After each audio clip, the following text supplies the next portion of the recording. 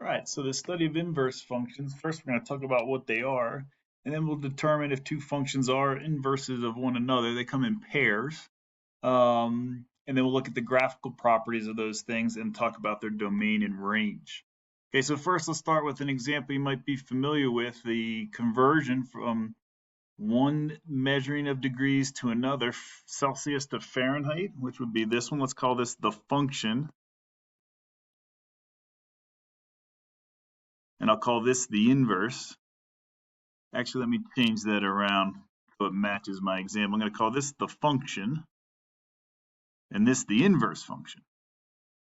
And then we'll generalize that a little bit later.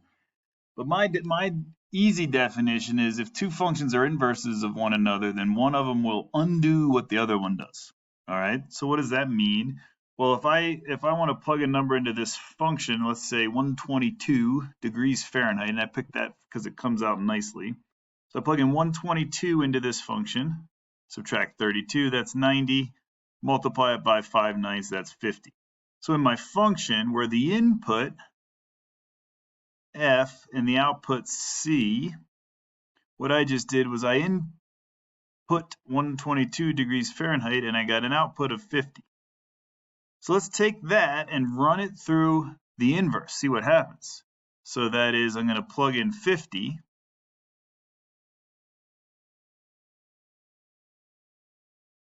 to my inverse function, see what I get. 110, that's 90 plus 32, 122, which should make sense, right? Because if I convert 50 degrees Celsius to Fahrenheit, I get 122, but I already knew that because that happened the first time when we did it the other way.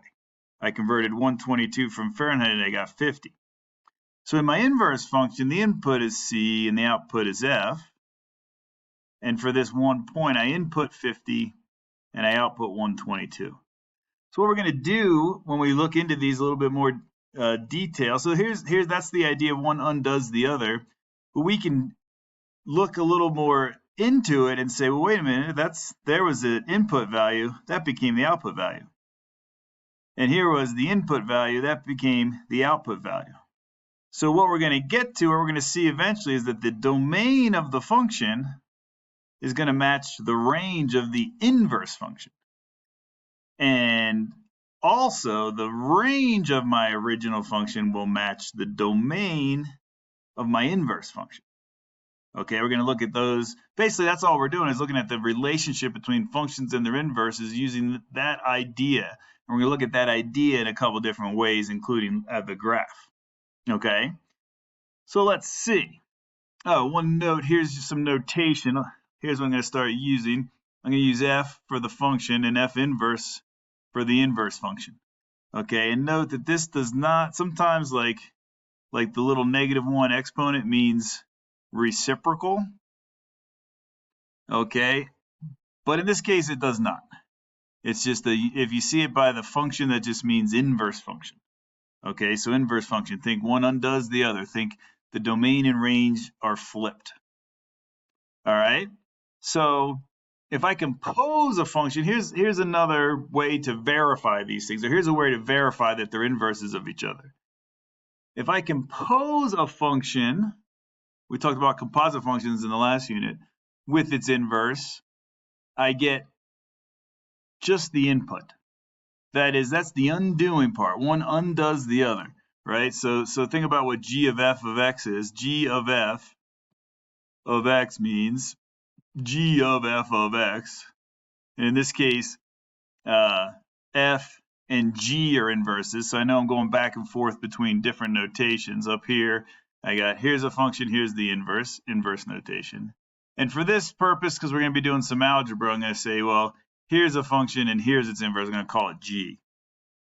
So why does this property hold?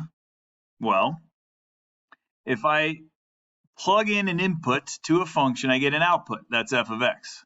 And I take that output and I plug it into the inverse, then it should leave me right back where I started. That's what we just saw with a specific example with the temperatures. Now, this is the general way to do that. Okay, so let's just take a look at those. But first, we got to formalize this concept. Okay, so f and g are inverses. What does that mean? Well, I talked a little bit about that. The range of f is the domain of g and vice versa. F of a equals b if and only if g of b equals a. That's the same concept as the domain and range. That is, I input a into the function, I get b. If I input b into the inverse function, I should get a. AB is on the graph only if BA is on the graph of G. Same, these are all the same idea, right? This note, the domain, range, domain. Sorry, domain to range and then range to domain. They're just flipping, okay? What does that mean graphically? Well, think about it. If here's the point negative 1, 1, negative 1, 1 is on F, then what has to be on G? Flip them. Right here has to be 1 comma negative 1, 1 negative 1, right? Just flipping the domain and range. I'm just saying that over and over again in like slightly different ways. Okay? So back to this concept where I compose a function with its inverse, I should be right back where I started. Let's take a look at that. How do I verify that? Well, we did that with my first example. I did that with just one input. I put it 122 here. I got an output. I put it here, and I was right back where my input was. So in other words, I let x be 122, and I ran it through there. I got an output. Then I ran it through there, and I got right back to 122. So what we want to do is do that in the general form, right? So let's say, let's call these, so I don't confuse you with the C and F. Let's just call this the function, f of x. We'll let the input be x. And this the inverse function, 9/5 x plus 32.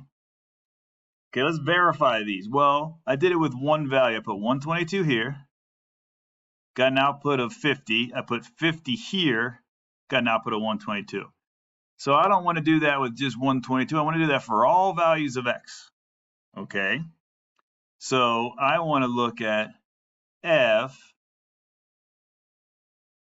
of g of x.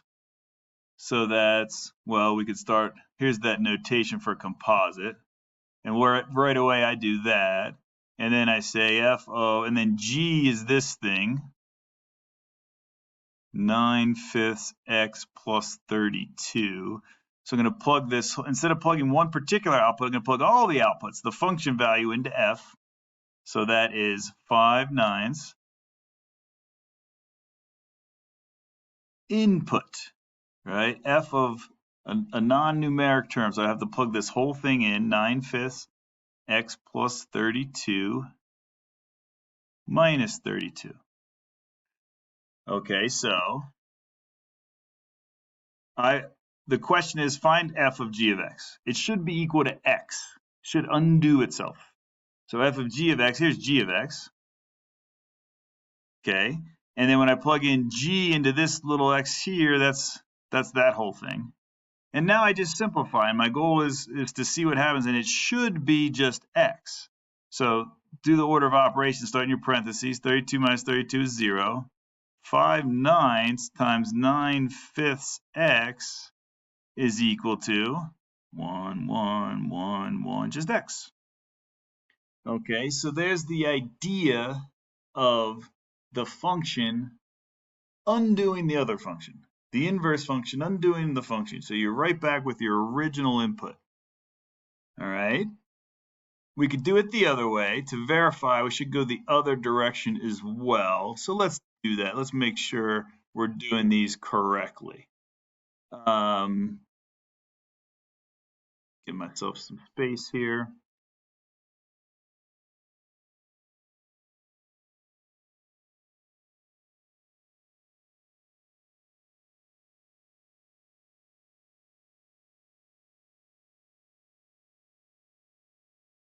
Okay, bear with me.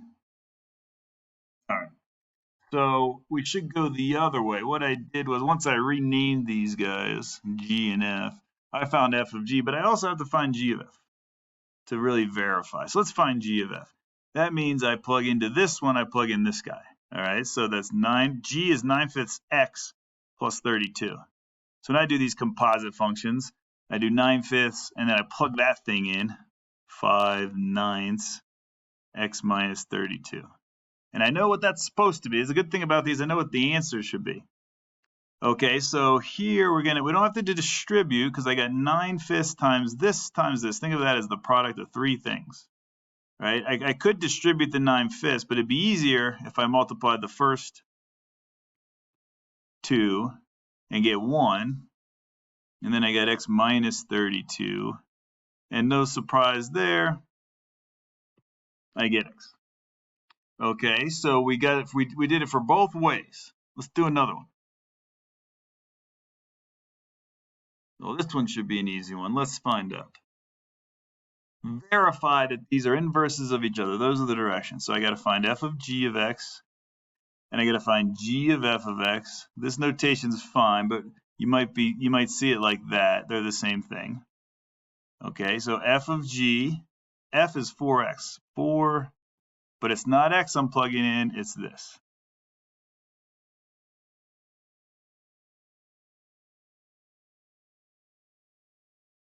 Okay, so the question is, are these, let's look at those directions again. Verify if each of the functions are inverses of each other, because I don't think this one's going to work out. I don't know if 4x and 1 over 4x are inverses of each other. Because when I plug this in, right, this goes away and I get 1 over x. That's not x. It's not equal to x. So those are not inverses of each other. I don't even have to do the second one, but I could. See what happens, g of f of x. So g is 1 over 4x. And then instead of x here, I put the other function in there, right, which was f. And you can see that's definitely not x. So I was suspecting these to work out, but then I read my directions a little more carefully. Determine if they're inverses of each other by composite of functions. That might be better directions than what I have. Verify if each of the following are inverses of each other. And we're doing this by composition of functions. All right, how about this one? Let's do one of these. F of g of x equals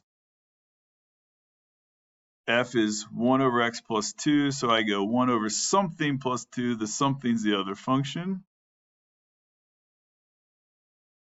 And there's nothing here, so I don't need the parentheses. There's nothing to distribute, so those go away. And what is 1 over x? That's just equal to x. You can do the other one real quick. G of f of x is, g is 1 over x minus 2.